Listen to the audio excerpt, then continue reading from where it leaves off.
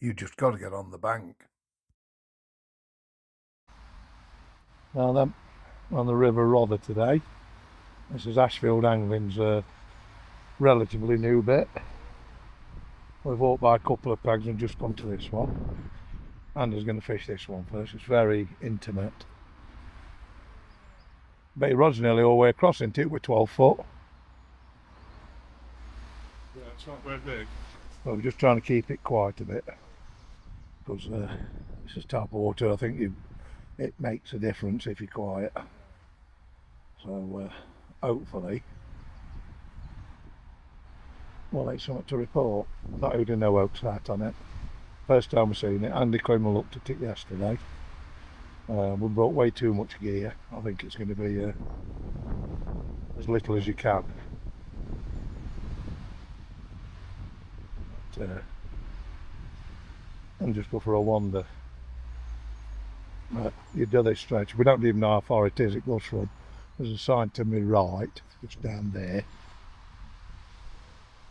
We don't know if you can go right from there or left because it doesn't tell you. This actually might not be there now. It doesn't tell you.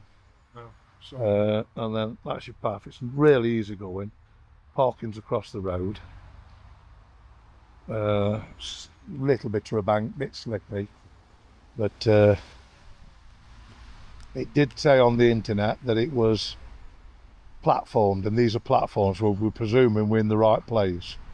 That's the second time Andy's been tangled up with trees, so I'll catch you in a bit, people.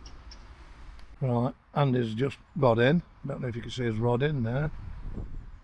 Well, I've got fish topping down there, and there's a big like a raft, pot raft out there. So I'm going to give this half an hour to an hour and hopefully feed them up. But if I go the other side on him, because we're working out one bag, it could disturb them fish.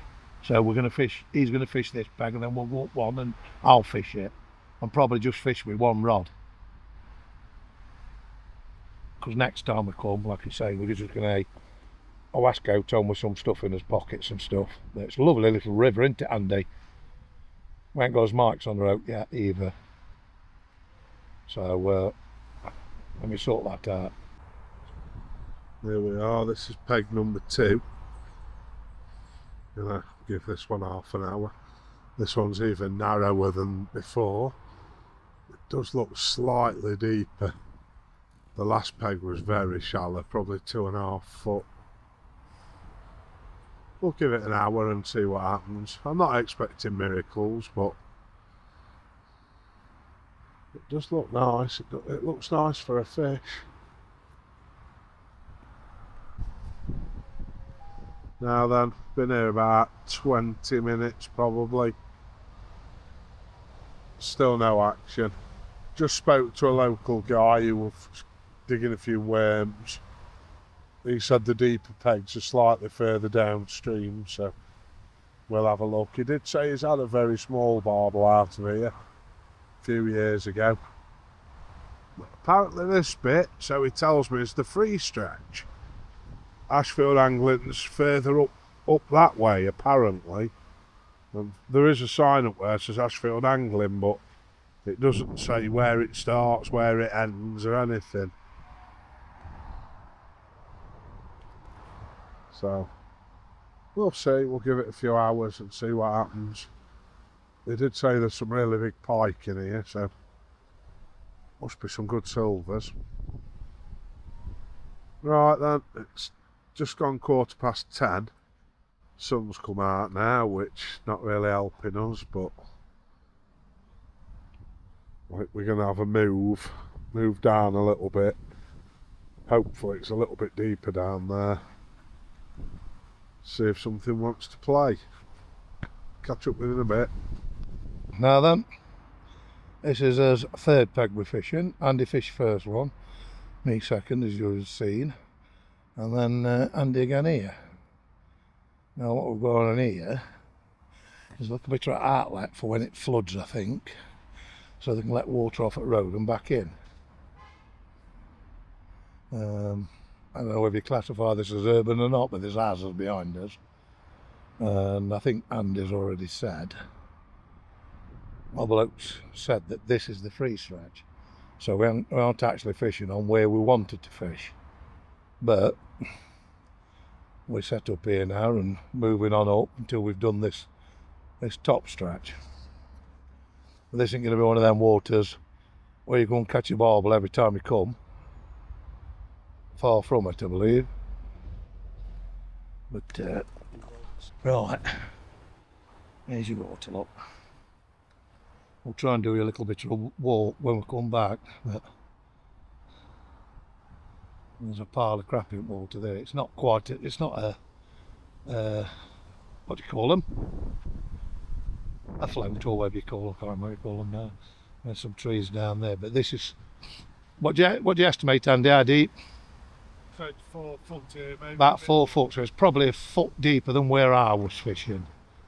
But apparently where that dead tree is just there, well, cut down tree, there was a big hole just there where we were really good to fish, but the trees fell in it, hadn't it? Apparently, yeah. Which they'll probably all be in amongst that there, won't they? But, oh, nice pegs though, look. To get down, this is probably the first good one we've come to, isn't it? Yeah, I would say so, yeah. But I haven't been any further yet, but this is how we've entered this fishery. It's right down there at the very end, because again over this, and you've got all the way up there still to go. And, well, like I say, I believe it's free, and that's the road you park on here, all the way up this bit here. Now, I suppose you could chuck your kit over, but it's quite high. I'm not that athletic anymore, I'm all on walking this bit. But like I say, we just took a steady walk, so I've only had to walk a little bit, then stop, sit down on my chair. So, don't know whether you call this urban or not. That's me sat up on top.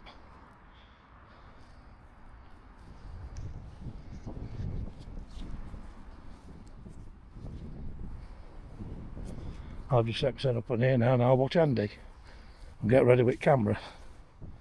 But look at gear we bought. Pocket full of stuff, duck. And something to sit on, that's all you need. A sponge, probably. That's how we're going to fish it next. Right, catch you in a bit. Orlando's been in this peg about 35 minutes-ish. A bit more, probably. So he thinks he's had one knock. But there's a bit of debris coming down river, so... But it's not, yeah, well, it is what it is, isn't it? But I think we're in the wrong place and all. Of course, to the right there's a weir, but we've made his bed when we need to lie in it now. But we'll see what. I like a big raft there, but I think it's where banks collapse, so it's not underneath it. You can't get underneath it. So unless there's oak behind it, I think it's just cast up alongside it now. So we'll see. Right, we're calling it this peg then. Yeah.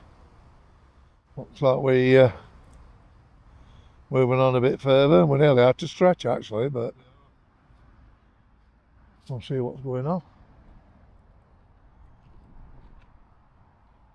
I'll show you, there's a what can make out on it on Google Maps. There's a weir down the other way, but it's. But I don't know. We don't know. We're going to come in there and investigate. But to get the old mountain bike out, up, get down there. So right, let's get moving then. There we are. This is a tight little peg. This will be peg 4 today. Just dropped in. I don't know if you can see there's an overhanging willow there. It's just dropped in near enough underneath it.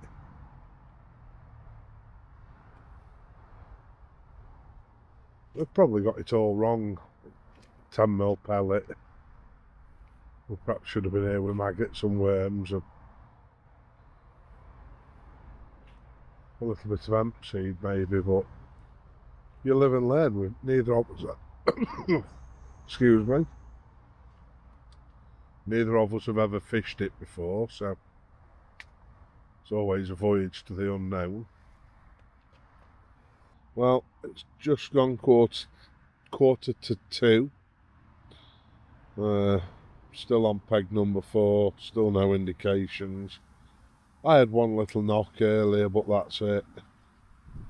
But it's another nice spot to come back to. We'll come and try it again. Obviously we'll have a rethink on tactics for next time. We're a bit spare at the moment. We're going somewhere else, won't we? Well, it was a spur of the moment, yeah. We weren't intending coming here today, but... Well, that's it. It's 2:05. Colin's calling it. Another blank. That's 2 on the trot. Something going wrong here, isn't there?